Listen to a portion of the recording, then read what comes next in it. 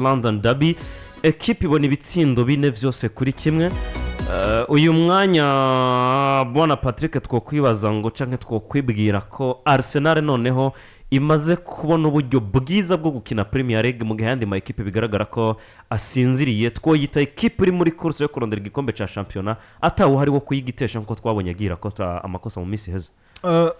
Reka ngaruke gatonya kuri ekipe ya Arsenal. Nivyo ni ekipe ubona ko nk'imyaka 3 canke 4 irenganye, ubona ko batangura championnat neza ari beza, ukabona neza ko ibinogo bidahari byinshi. Nivyo nkuko nabivuze, Arsenal yamye ari ya ekipe ifise ibibazo by'abakinyi b'abasubirizi, abakinyi batangura mu kibuga ugasanga barahari bameze neza, mugabo waraba kuguri bench abasubirizi ukavuga ngo ese Bukayo Saka yovunika ho caza mwonde, Gabriel Magalhaes yovunika ho caza mwonde, ndetse byanabakoze ko rimwe ubwo mugabo yitwa William Saliba bavunika, ukabona yuko ekipe ya Arsenal yagize ikibazo gikomeye. Mugabo kugeza akakanya novuga ko basa nabatanguye kwiyubaka mu buryo bwiza, bafise ekipe nziza itangura mu kibuga bakagira n'abasubirizi beza, nubwo mentalite zimwe z'umugabo yitwa Mikel Arteta zagize iratwirika ngo ekipe ya Arsenal yoshobora kuba mbi kubera we, nubwo ari nawe yanayubatse kanatsina novuga ko ari cyo kintu umuntu yonamushimira. Imyaka imaze murana ko agize evolution nini cyane gose muri ekipe ya Arsenal. Biragaragara ko muri no minsi dufise ekipe ya Arsenal nziza ifise abasubirizi n'abakinyi batangura mu kibuga beza. Ubwo rero bitanga icizere ubwa mbere na mbere kuri ekipe nka Arsenal kwishobora gutanga akazi kadasanzwe no saison ndetse ikanatwara n'igikombe ca Premier League bishobotse. Ariko mu bigaragara ntibirasa nibirangira ko tuvuga ngo ekipe nka Arsenal ngo yamaze gutwara igikombe, ngo yamaze kugera kure, kubera ko irashobora kugera imbere ya Sunderland kayahagarika. Gaitwa Jose Pep Guardiola nawe ikigarutse ko aravuga ngo ubwo Arsenal iri mu bihe byiza iri kwiratsinda ama match atagisinde yankeza, aravuga ngo hazogera igihe kimwe ekipe ya Arsenal nayo yinjizwe igitsindo. Rero biragaragara ko nubwo ekipe ari nziza ifise abasubirizi beza, mugabo uburyo bwo gutsindamwe ibitsindo muri ekipe ya Arsenal bisa naho umenga rimwe namwe birashobora kugorana. Uyu Musebere Cheza arashobora kuza gatanga performance zigatuma abantu bamwibaza ko batibegaze n'umukinyi mwiza kuri club nka Arsenal. Uyu munsi urashobora kubona Bukayo Saka mwiza atanga performance za mugabe juka ashobora kumubura, hanyuma karaba ibindi bikoreka mu kibuga ukabona ko hari kibazo gishobora kuba. Je ko bwanje sino ba convince mvuge ngo ekipe ya Arsenal yamaze gushika ku buryo giye gutwara igikombe ca Premier League, kuko uwo munsi niba Man City imeze nabi iri kwiratsindwa, turiko turabona Man City kugarukana abakinyi bayo beza bashobora kuza bagatanga challenge nziza cyane gose. Chelsea imeze neza irashobora kuguhagarika, kanatsinda Arsenal navuga ko bahereye ku match asa na yoroshe, bagiye kwinjira muri zino nkino mu majuru akomakomeye muri Premier League. Rero kugeza ubu sinovuga ngo vyamaze guhera ko ekipe nka Arsenal twaharonga nka ekipe yamaze gutwara igikombe dafise abagihanganira, barabafise kandi izi nkino ziri imbere zifise ikintu kinini zitegezwa ku determine. Hajya iyo wakoze wumva yuko kugenda ijoro ari bibi, none ukaba wumva n'amakuru yaho hari wagiye ijoro bakamutegera, dufata bakamutegera bakamuca nk'izose canke bakamwica muri rusangi, ukuru bitinya. Ariko ntihazobura umunsi nawe utaha iryo joro kandi ukabona urashitse amahoro. Ubwo maze gutaha ijoro ukabona urashitse amahoro, utangura kwiyumvisha uti vya bintu biharagendwa, kabura abaye umugabo mw'ubwo buryo. Ekipe yitwa Arsenal imaze imyaka igera kuri 4, kuko uyu n'umwaka wa gatandatu muri ekipe yitwa Arsenal, umugabo witwa Mikel Arteta imaze imyaka igera kuri 4 itwizeza ibitangaza byo gutwara English Premier League. Mugabo iyo myaka igera kuri 4 hari umwe mu bagabo no kwita nk'igisizi imwe cigarura ishamba, Pep Guardiola na ekipe ya Manchester City English Premier League bari barayifatiye. Noneho niyo Pep atari kuyifatira, Jurgen Klopp no yari yarayifashe mu ntoka kananizwa n'uwo Pep Guardiola. Arteta akagera ahantu twama tubona bagera kuri journée zitatu za nyuma afise amahirwe yo gutahukana English Premier League. Mugabo kukanya mukabona ekipe igize gutya ifashwa na Aston Villa, yisanzwe Emirates Stadium igukubisa 2-0, aho utsinzwe 2-0. Wari wanabonye ko Liverpool yatsinzwe na Crystal Palace. Manchester City vuye mu kibanza ca gatatu yisanze mu cambere, kugira Manchester City sigaje inkino 2 canke 3 canke 4 igana ku gikombe igikure mu kibanza ca mbere. Ni nkamwe kwiyunga muri ama ekipe yose muri Premier League mugatora abakinyi beza, naho sinzi ko vyo nakunda. Uyo myaka rero twayibayemo tubona umugabo witwa Mikel Arteta na Arsenal bama batwizeza vya bintu vyo kubona ngo ekipe ya Arsenal ni ya ekipe nyene iza nkaho nta gahunda ifise, iza nka ekipe nyene yo gutobera izindi, iza nka ekipe yo kubuza amanota ekipe zishakira ibikombe. Ariko bitandukanye nuko mbona ekipe no mwaka simvuze yuko hageze ko batwara igikombe kuko urugamba ruracari rurerure kandi English Premier League irimo novuga ngo des surprises zigiye zitandukanye. Equipe ya Sunderland yarananije Arsenal, equipe ya Manchester City mwabonye imbere ya Newcastle United, Liverpool zisigaye zisanga muhereza kayitsinda uko zishakiye. Bitanavuze ko Burnley canke Wolverhampton Wanderers canke equipe ya Leeds United bashobora kuza bagafata equipe yitwa Arsenal bakayikura kwa 3. Mugabo no muzingerageje kuri performance z'abakinyi bose muri rusange ntavuze kuko Arsenal ku ruhande rwanje nta bakinyi 11 batangura mu kibuga ngomba kumenya ngo nibo bakinyi beza. Uno munsi nobura Bukayosaka wagaruye Noni Madueke nta kibazo na kimwe. Iruhande rwo bavura munsi udafise titirere waho yitwa Gabriel Martinelli, Leandro Trossard inkino zigera kuri 2 zikurikiranya ariko abona ivyo bitsindo yatsinze kuri equipe yitwa Sunderland yara yatsinze no kuri equipe yitwa Tottenham Hotspur bayitsinda ibitsindo bigera kuri 4. Hari imyanya y'abakenye bitwa yuko bari abakenye bifatira muri equipe ya Arsenal mu myaka 2-3 irenganye batarimo muri kano kanya ku bibazo vy'amagara mugabo imyanya iri komple yuzuye.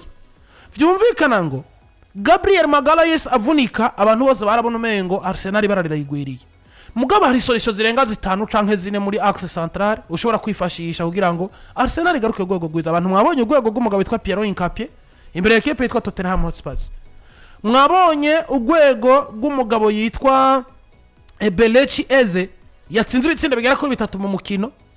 Burya jewe ndanemeza ngo ntitaye kuvyo equipe yamaze kubaka kuko ari equipe zitanganya amazina ariko ubushobozi bw'abakinyi ukaba wo bugereranya bivanye no mu mwese catanga muri equipe aribo. Crystal Palace sizina ringana na Arsenal mugabo jewe nta maranga mutima nshizemo. Martin Odegaard n'umugabo yitwa Ebelechi Eze ivyo batanga mu myaka 3-4 irenganye umwe ari kwa Crystal Palace ndavuga Ebelechi n'uyu musore wa Arsenal kapiteni wa Martin Odegaard ivyo yahaye Arsenal nivyo Eze yahaye Crystal Palace n'uburyo Crystal Palace yari yubatse n'uburyo Arsenal yubatse. Odegaard sino mukinisha hano hagaze umugabo yitwa Ebelechi Eze ari for physiquement ari for techniquement atsinda gusumba Odegaard. Izo pass uvuga ngo Odegaard ngo arakaze ku ipase ya nyuma nivyo ndavyemera ngo niyo karite isumbi ya Ebelechi Eze mugabo nimiburi Eze na barafise ibice 70 kwijana vya pass z'umugabo yitwa Martin Odegaard. Mugabo Martin Odegaard mu bijanye no gutsinda nta bice 50 kwijana vy'umugabo yitwa Ebelechi Eze afise vyaje kunyereka ngo Arsenal n'umukandida ari serie gusumba undi muntu muri Premier League agomba gutwara Premier League na agomba gutwara championnat y'Ubwongereza yifashishije elema kuko equipe yari yose ubwira abanziza abakinyi bose bakaba beza ku buryo boheka equipe mugabo hama harimo des elements zisayangana gusumba izindi. Performance XXL y'umugabo yitwa Saka niyo atotsinda match 5 Saka umubona mu mukino kwavuga ngo hari umwana yitwa Bukayosaka uno muzore no kuri pressure yambaye igitambara ca capitaine atanga umubiri n'umutima bafise umumediatere mwiza kwisi kuri nimero yiwe umugabo witwa Declan Rice.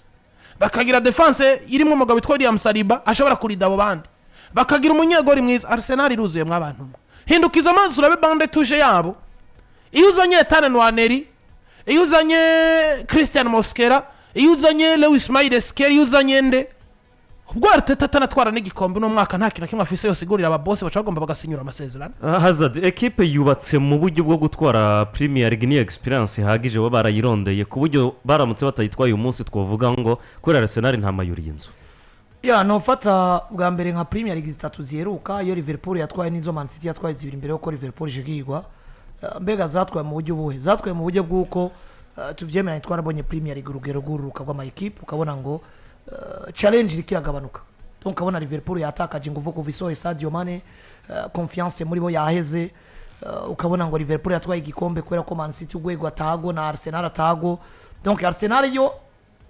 ikamicizera abantu ko izotwara igikombe mugabo tukamatubona ngo eski equipe itagira umusatirizi ibite vyayo eski equipe darse effectif yagutse ukabona ngo 11 bayo baraza avec fraîcheur physique mu nango za saison bakaba bari ready mugabo igikombe n'igitwagwa mu nango za saison.